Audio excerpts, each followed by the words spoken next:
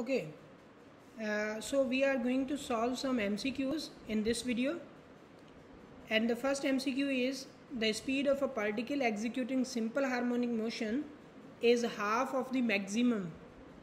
जो उसकी speed है वो maximum से half है. If x naught is the amplitude of the motion, then how far is the position of particle from the equilibrium point? अगर x not को हम एम्पलीट्यूड कह रहे हैं तो आप ये बता दें कि उसकी जो पोजीशन है, करंट पोजीशन है, जब उसकी वेलोसिटी हाफ है तो वो उसकी पोजीशन क्या है. जब हमें वो पोजीशन डिटरमाइन करनी है तो हम पोजीशन डिटरमाइन करने के लिए लेट्स से यहाँ पे ले लेते हैं कि हमारे पास जो इक्वेशन है वो तो ये है कि v is equal to v omega into under root x nought square minus x square.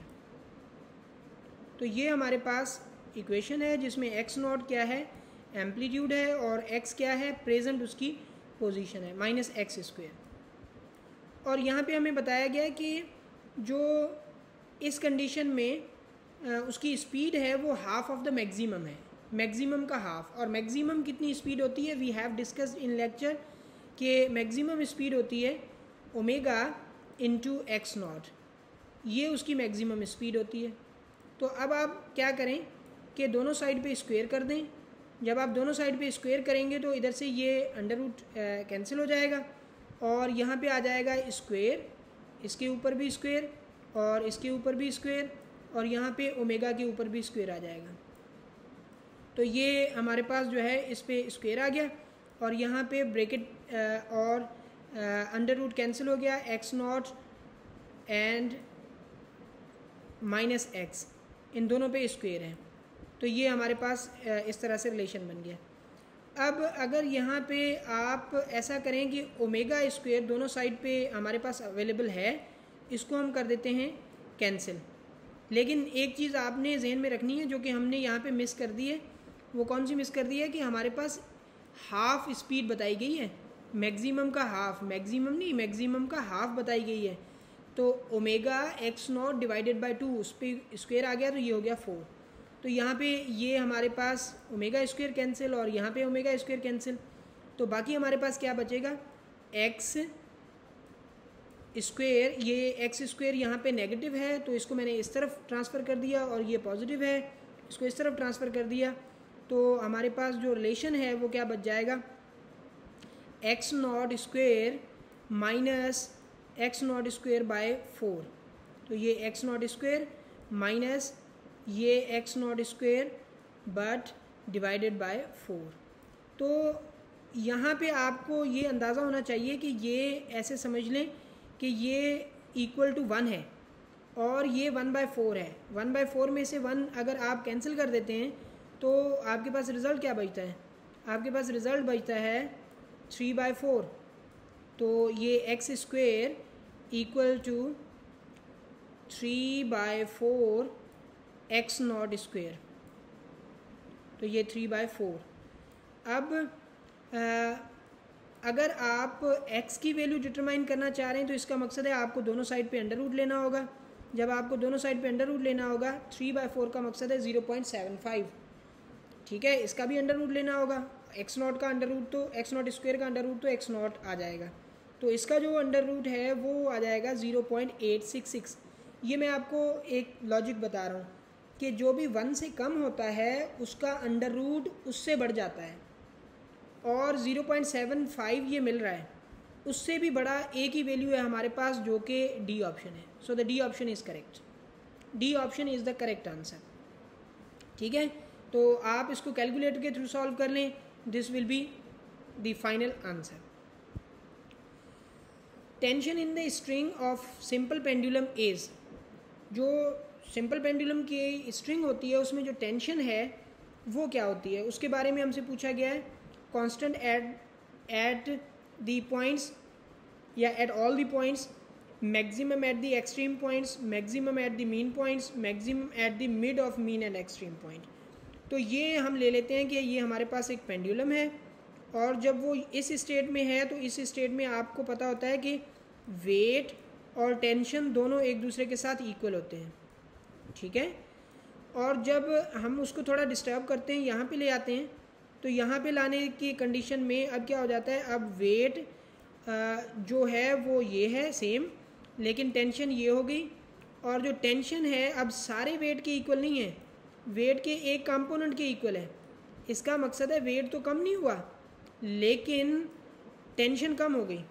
तो टेंशन कम हो गई, इट मीन दैट कांस्टेंट तो नहीं है, ये तो कंफर्म से कैंसिल हो गया, ठीक।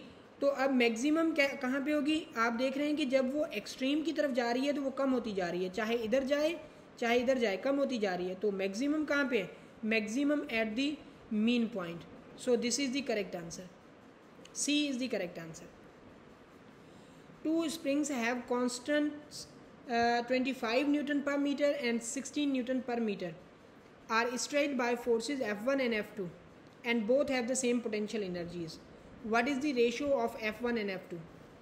ये बहुत ही एक अच्छा आपके लिए MCQ है जिसमें आपकी कैलकुलेशन स्किल्स जो हैं चेक की जाती हैं कि आपको कैलकुलेशन जो है ना कितनी अच्छी तरह से आती है। तो ये कैलकुलेशन किस तरह से होगी कि आपको बताया गया कि एक स्प्रिंग की स्प्रिंग कांस्टेंट की वैल्यू ये है, दूसरे स्प्रिंग की स्प्रिंग कांस्टेंट की वैल्यू हमारे पास ये है। तो ये दो स्प्रिंग कांस्टेंट हैं, दोनों की वैल्यू दी गई हैं। उन दोनों को हमने दो डिफरेंट फोर्सेस के से खींचना शुरू किया। इसको हमने F1 से खींचा और इसको हमने F2 से खींचा। तो जब हमने दो स्प्रिंग को, लेट्स से मैं यहाँ पे शो कर रहा हूँ कि ये स्प्रिंग 1 है, ठीक है। मैं स्प्रिंग का स्ट्रक्चर शो नहीं कर रहा, लेकिन लेट्स से ये हमारे पास स्प्रिंग 1 है। अब मैंने इस पर F1 फोर्स लगाया और इस पर मैंने फोर्स लगा दिया F2। ये दोनों पे दो फोर्सेस हमने लगा दिए, ठीक है। इसका जो स्प्रिंग कांस्टेंट है वो 25 है और नीचे वाला जो है उसका स्प्रिंग कांस्टेंट है 16।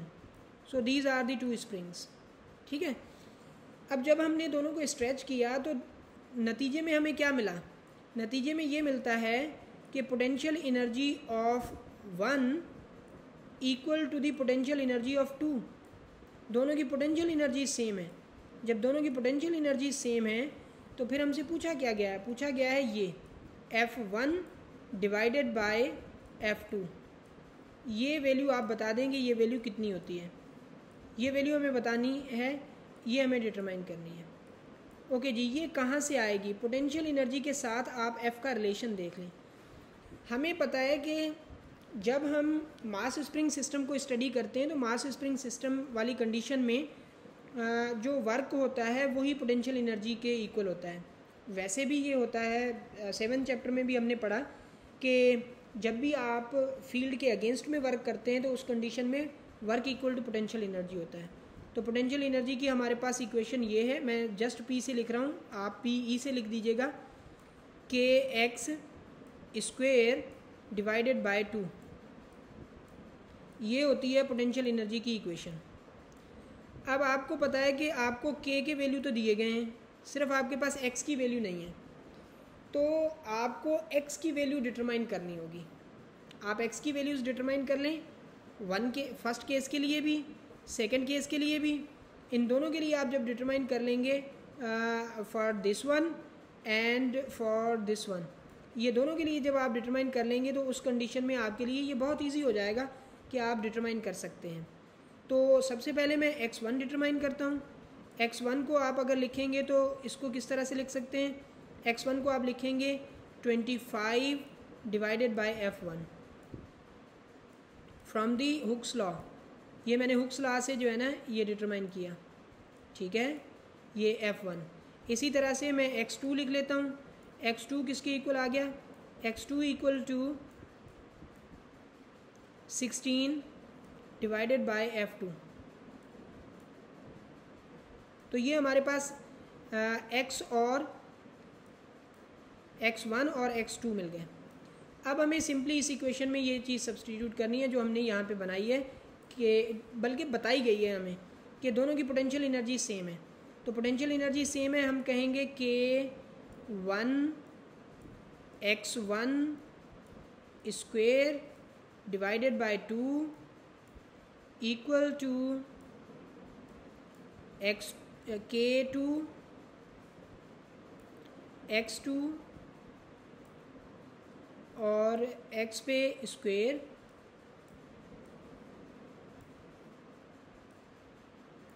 N divided by 2। तो अब आपको ये पता है कि 2 तो कैंसिल हो गए। जब 2 कैंसिल हो गया तो बाकी हमारे पास क्या बचेगा, ये k1 की वैल्यू क्या है, k1 की वैल्यू है 25 और x की वैल्यू क्या है, x की वैल्यू हमारे पास है x1 की, नॉट x1 की, x1 की वैल्यू हमारे पास है कि 25। Okay, so I did a mistake hair.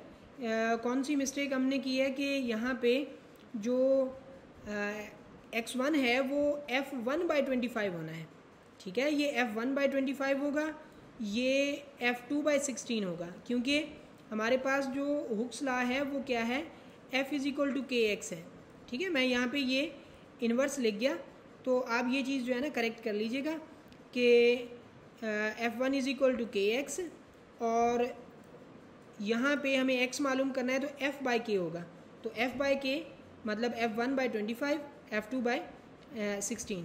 तो मैं सिर्फ ये चीज़ मिटा देता हूँ क्योंकि okay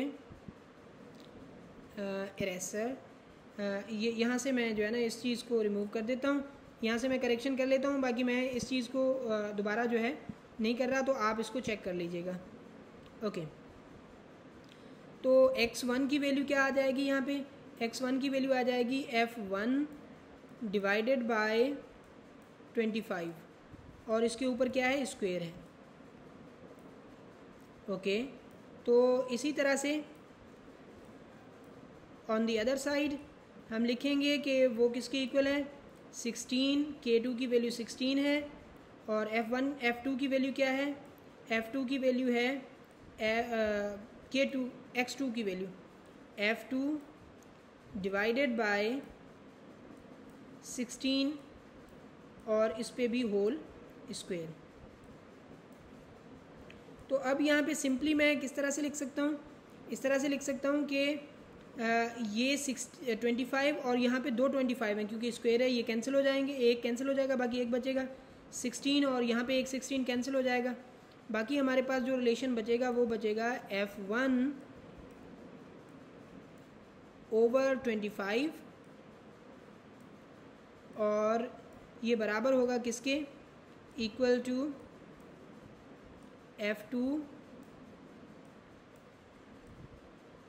divided by 16।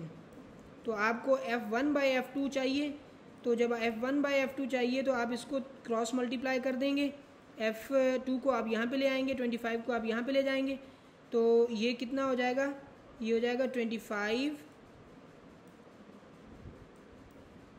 Divided by 16। और याद रखिए कि f1 पे स्क्वायर होगा और f2 पे भी स्क्वायर होगा, तो आपने इसका अंडर रूट निकालना है, इस चीज़ का आप अंडर रूट निकालेंगे तो ये क्या हो जाएगा, 5/4। सो 5/4 वाला जो भी ऑप्शन है that is the correct answer and that is the D is correct answer. The kinetic energy and potential energies of a particle executing simple harmonic motion are equal at A0 is the amplitude of the motion। आपने ये बताना है कि kinetic energy और potential energies equal कहाँ पे हैं। ये सवाल मुख्तलिफ तरह से आ सकता है। वो किस तरह से कि आप ये बताएं कि काइनेटिक एनर्जी और पोटेंशियल एनर्जी का रेशो 1 कहाँ पे मिलता है। आप ये बताएं कि काइनेटिक एनर्जी टोटल का हाफ कब होती है। आप ये बताएं कि पोटेंशियल एनर्जी टोटल का हाफ कब होती है। तो ये सारी चीज़ें जो है ना सेम ही क्वेश्चन को इंडिकेट कर रही हैं और वो सॉल्व किस तरह से होगा, इस तरह से कि काइनेटिक एनर्जी और पोटेंशियल एनर्जी को आप इक्वल लेके सॉल्व करें। ये पोटेंशियल एनर्जी की इक्वेशन kx²/2 और जो हमारे पास काइनेटिक एनर्जी की इक्वेशन है वो क्या है k/2 और इंटू x0², ये x0² और x0 यहाँ पे हमने एम्पलीट्यूड ले लिया है। आपने अगर a एम्पलीट्यूड जैसे बताया गया है वो लिखना चाहें तो वो भी लिख सकते हैं। तो एट द एंड हम उसको इसी तरह से ए नॉट में ही लिख लेंगे। तो ये हमारे पास इक्वेशन है। यहाँ पे क्लियरली आप कह सकते हैं कि k/2 और ये k/2 कैंसिल हो जाएंगे, बाकी x square will be equal to what, it will be equal to x nought square minus x square, तो ये माइनस एक्स स्क्वेयर। अब यहाँ पे आप देखें कि एक्स स्क्वेयर यहाँ पे माइनस है, इस तरफ प्लस हो जाएगा, तो ये हो जाएंगे 2x square equal to x nought square. ये 2 इस तरफ डिवाइड कर रहा है तो इस मल्टीप्लाई कर रहा है, इस तरफ डिवाइड करेगा, x square equal to x nought square by 2। तो अब आप अगर अंडर रूट लेंगे तो ये हो जाएगा x square equal to x nought और डिवाइडेड बाय अंडर रूट 2। तो ऑप्शन में कोई भी ऐसा है नहीं आंसर जिसमें डिवाइडेड बाय अंडर रूट 2 हो, लेकिन आप यहाँ पे देख सकते हैं कि जो अंडर रूट 2 है वो होता है 1.41। तो amplitude divided by 1.41, amplitude divided by 1.41, so the C is correct answer।